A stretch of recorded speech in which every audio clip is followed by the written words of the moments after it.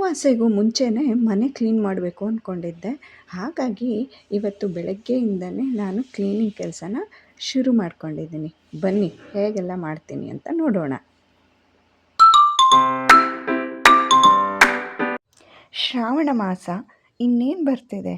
ಹಾಗಾಗಿ ನಮ್ಮ ಮನೇಲಿ ಒಂದೊಂದೇ ನಾನು ನಿಧಾನವಾಗಿ ಎಲ್ಲ ಶುಚಿ ಮಾಡ್ಕೊಳ್ತಾ ಇದ್ದೀನಿ. ದಿನ ಕ್ಲೀನ್ ಮಾಡಿದ್ರು ಸಣ್ಣ ಧೂಳು ಅನ್ನೋದು ಇದ್ದೇ ಇರುತ್ತೆ. ಇಲ್ಲಿ ನೋಡಿ, ಇದನ್ನು ದಿನ ಕ್ಲೀನ್ ಮಾಡ್ತೀನಿ. ನೀವು ಇಲ್ಲಿ ನೋಡ್ಬೋದು, ಜಾಡಿದೆ. ಸೊ ಇವತ್ತು ನಾವು ದೇವ್ರ ಮನೆ ಕ್ಲೀನ್ ಮಾಡ್ತಾ ಇದೀವಿ. ಅಲ್ಲೂ ನೋಡ್ಬೋದು ನೀವು, ಜಾಡ್ ಕಾಣಿಸ್ತಾ ಇದೆ. ಸೊ ಹಂಚ ಮೇಲೂ ಕೂಡ ಸಣ್ಣ ಧೂಳು ಪಾರ್ಟಿಕಲ್ಸ್ ಇದೆ. ಅದನ್ನೆಲ್ಲ ನನ್ನ ಮಗ ಹೆಲ್ಪ್ ಮಾಡ್ತಾನೆ ಕ್ಲೀನ್ ಮಾಡಿ. ಮನೆ ಒಳಗೆ ಬಂದರೆ ತೋರಿಸ್ತೀನಿ. ಅಲ್ಲಿ ನೋಡಿ, ಮೂಲೆಯಲ್ಲೆಲ್ಲ ಜಾಡು ಕಟ್ಬಿಟ್ಟಿದೆ. ನಾನು ದಿನ ಕ್ಲೀನ್ ಮಾಡ್ತೀನಿ, ವಾರಕ್ಕೆ, ಸೋಮವಾರಕ್ಕೆ, ಶುಕ್ರವಾರಕ್ಕೆ ಅಂತ ಹೇಳಿ. ಆದ್ರೂ ಇದು ಫ್ರೀಕ್ವೆಂಟಾಗಿ ಆಗ್ತಾನೆ ಇರುತ್ತೆ. ಆಮೇಲೆ ಇನ್ನೊಂದು, ಇಲ್ಲಿ ಊದುಬತ್ತಿ ಹಚ್ಚೋದ್ರಿಂದ ಇಲ್ಲೂ ಕೂಡ ನಿಮಗೆ ಈ ಟೈಲ್ಸ್ ಮೇಲೆ ಮಸಿ ಮಸಿ ಅನ್ನೋದು ಕಾಣಿಸುತ್ತೆ. ಸೊ ಇವತ್ತು ಜಗ್ಲಿನ ಏನೂ ಕ್ಲೀನ್ ಮಾಡಲ್ಲ, ಯಾಕೆಂದರೆ ನಾವು ಒಂದ್ಸಲ ಕೂರಿಸಿದ ಮೇಲೆ ಅದನ್ನು ಸ್ನಾನ ಮಾಡ್ಕೊಂಡೇ ನಾವು ಕ್ಲೀನ್ ಮಾಡಬೇಕಾಗುತ್ತೆ. ಸೊ ಇದ್ರ ಮೇಲೆ ಇವಾಗ ಒಂದು ಬಟ್ಟೆ ಹೊಚ್ಬಿಟ್ಟು ಧೂಳು ತೆಗಿತೀನಿ. ಸೊ ಇನ್ನು ಮಿಕ್ಕಿದ ಕೆಳಗಡೆ ಪೋರ್ಷನ್, ಈ ಜಗ್ಲಿ ಮಾತ್ರ ನಾನು ಏನೂ ಮುಟ್ಟಕ್ಕೆ ಹೋಗಲ್ಲ. ಇದನ್ನೆಲ್ಲ ಕ್ಲೀನ್ ಮಾಡ್ಕೊತೀನಿ, ಗೋಡೆ, ಸೀಲಿಂಗು ಎಲ್ಲ. ಇದನ್ನು ಸ್ನಾನ ಮಾಡ್ಕೊಂಬಂದು ಕ್ಲೀನ್ ಮಾಡ್ತೀನಿ.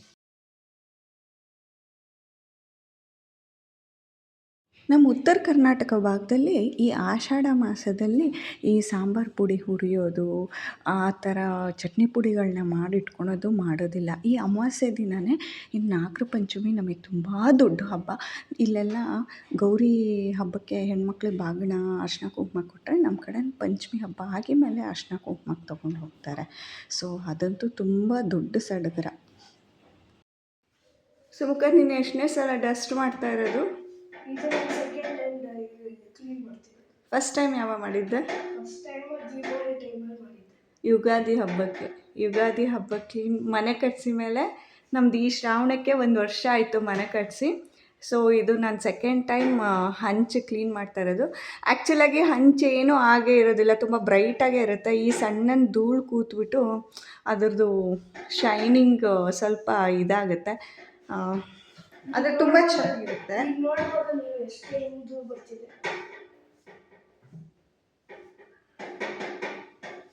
ಮೂಗಿ ಕರ್ಶಿಫ್ ಹಾಕು.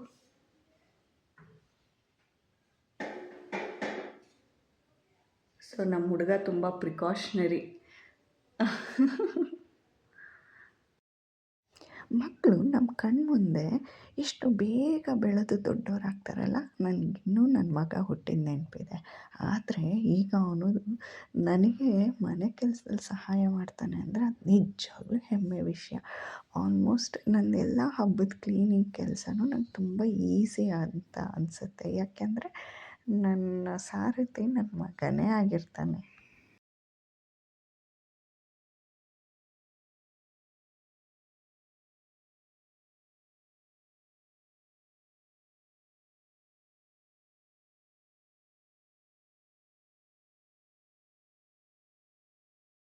ನೀವು ಕೇಳ್ಬೋದು, ಅಡುಗೆ ಮನೆ ಎಲ್ಲ ಕ್ಲೀನ್ ಮಾಡಿಲ್ವಾ ಅಂತ. ಅಡುಗೆ ಮನೆ ಎಲ್ಲ ನಾನು ಡೀಪ್ ಕ್ಲೀನಿಂಗ್ ಮಾಡಿ ಅದನ್ನು ರೀಸೆಟ್ ಮಾಡಿದ್ದೀನಿ. ಸೊ ಎಲ್ಲ ಒಂದೇ ದಿನ ಮಾಡೋಕ್ಕಾಗಲ್ಲ ಅಂತ ಒಂದೊಂದು ರೂಮು, ಒಂದೊಂದು ಹಾಲು, ಅದನ್ನೆಲ್ಲ ನಾನು ತುಂಬ ಡೀಪಾಗಿ ತುಂಬ ದಿನದ ಹಿಂದಿಂದನೇ ಮಾಡ್ಕೊಂಬಂದಿದ್ದೀನಿ. ಈಗ ಜಸ್ಟ್ ಎಲ್ಲ ಕಡೆಯಿಂದನೂ ಡಸ್ಟಿಂಗ್ ಕೆಲಸ ನಡೀತಾ ಇದೆ. ಎಸ್ಪೆಷಲಿ ಹಾಲ್ದು POP ಮತ್ತು ದೇವ್ರ ಮನೆ ಮತ್ತು ಹೊರಗಡೆ ಎಕ್ಸ್ಟೀರಿಯರ್ನ ಕಾನ್ಸಂಟ್ರೇಟ್ ಮಾಡಿದ್ದೀನಿ. ಎಲ್ಲ ಒಂದೇ ದಿನ ಅಂದರೆ ಆಗಲ್ವಲ್ಲ, ಹಾಗಾಗಿ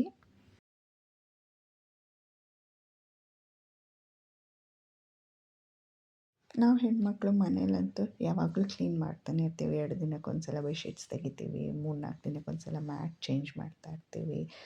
ಸೊ ಯಾವಾಗಲೂ ಹಬ್ಬ ಬಂತು ಅಂದ್ರೇ ಮಾಡಬೇಕು ಅಂತ ಇಲ್ಲ.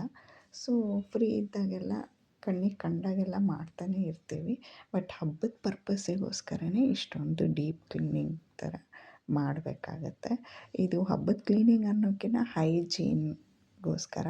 ಹಳೆ ಕಾಲದಲ್ಲೆಲ್ಲ ಏನಾಗ್ತಿತ್ತು ಅಂದರೆ, ಹೊಲ ಮನೆ ಕೆಲಸ ಅಂತ ಅವ್ರಿಗೆ ಬಿಡುವಾಗ್ತಿರ್ಲಿಲ್ಲ. ಆಮೇಲೆ ಆವಾಗ ಅವ್ರಿಗೆಲ್ಲ ನೀರಿನ ಅಭಾವನೂ ತುಂಬ ಇರ್ತಾಯಿತ್ತು.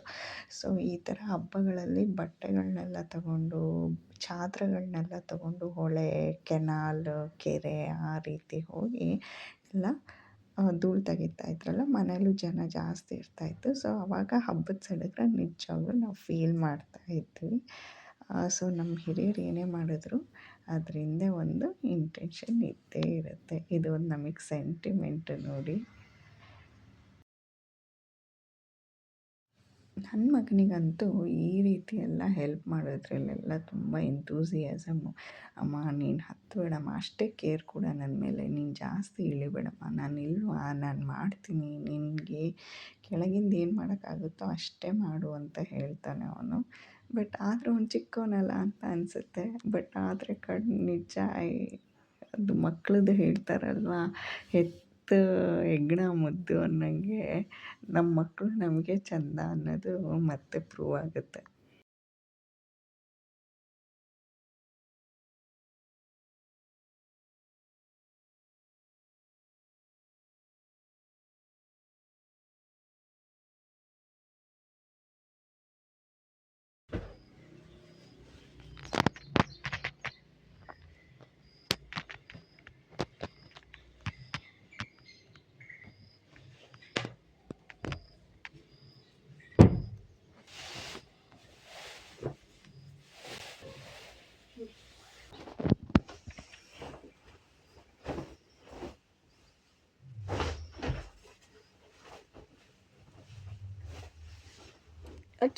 ಚಮಚ ತಗೊಂಡ್ಯಾ?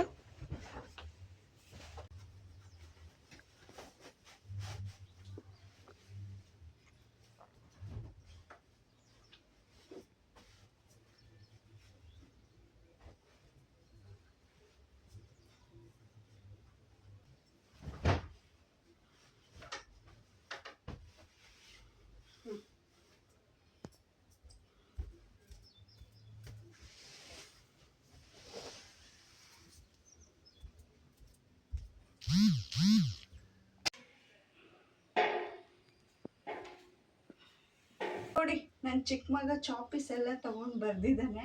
ಸೊ ಆ್ಯಕ್ಚುಲಾಗಿ ಇದನ್ನು ನಾವು ಒರೆಸ್ಬಾರ್ದು ಅಂತ ಅಂದ್ಕೊಂಡಿದ್ದೆ. ಬಟ್ ಮನೇಲಿ ಈ ಥರ ಸೀಮೆ ಸುಣ್ಣದಲ್ಲಿ ಬರೆದಿರೋ ಮಾರ್ಕ್ ಇರಬಾರ್ದು, ಅದಕ್ಕೋಸ್ಕರ ಎಲ್ಲ ಒರೆಸ್ತಾ ಇದ್ದೀನಿ. ಎಷ್ಟು ಕ್ಲೀನ್ ಮಾಡಿದ್ರು ಇಲ್ಲೆಲ್ಲ ಅಕ್ಕಪಕ್ಕ ತುಂಬ ಕನ್ಸ್ಟ್ರಕ್ಷನ್ ನಡೀತಾ ಇರೋದ್ರಿಂದ ತುಂಬ ಧೂಳು. ನೀವು ಬೆಳಗ್ಗೆ ಒಂದು 9 ಗಂಟೆಲಿ ಗುಡಿಸಿ ಮತ್ತೆ ಒಂದು 12 ಗಂಟೆ 1 ಗಂಟೆಲಿ ಕಸ ಗುಡಿಸಿದ್ರೆ ಮತ್ತೆ ಅಷ್ಟೇ ಧೂಳು ಬಂದಿರುತ್ತೆ. ಕಿಟಕಿ ಹಾಕಿದ್ರೆ ವೆಂಟಿಲೇಷನ್ ಆಗಲ್ಲ ಅಂತ, ಓಪನ್ ಮಾಡಿದ್ರೆ ಈ ಥರ ಧೂಳು ನೋಡ್ಬೋದು. ಇದೆಲ್ಲ ಆಗಿದ ಮುಖ್ಯವಾದ ಒಂದು ಕ್ರಮವಿದೆ. ಅದೇನೆಂದರೆ, ನಾವು ಶುಚಿಗೊಳಿಸಿದಂತಹ ಪೊರ್ಕೆನ ಬಳಸಿರ್ತೀವಲ್ಲ, ಅದನ್ನು ನಾವು ತೊಳೆದು ಇಡಲೇಬೇಕು. ಪ್ರತಿಯೊಂದು ಸಲವೂ ನಾವು ಧೂಳು ತೆಗೆದಾಗ ಅಥವಾ ಹಬ್ಬದ ಕ್ಲೀನಿಂಗ್ ಮಾಡಿದಾಗ ಅದನ್ನು ಎಷ್ಟೊಂದು ಜನ ಸಾಮಾನ್ಯವಾಗಿ ಸ್ಕಿಪ್ ಮಾಡಿಬಿಡ್ತಾರೆ. ಬಟ್ ಅದು ಮಾಡೋದ್ರಿಂದ ತುಂಬ ಒಳ್ಳೆಯದು. ಆವಾಗ ನಮ್ಮ ಮನೆ ಎಂಟೈರ್ಲಿ ಕ್ಲೀನ್ ಆಯಿತು ಅಂತ. ಹಬ್ಬದ ದಿನ ನಾವು ಗಂಜಲು, ಅರಿಶಿನ, ಉಪ್ಪು ಹಾಕ್ಕೊಂಡು ಮನೆ ಒರೆಸ್ಕೊಳ್ತೀವಿ.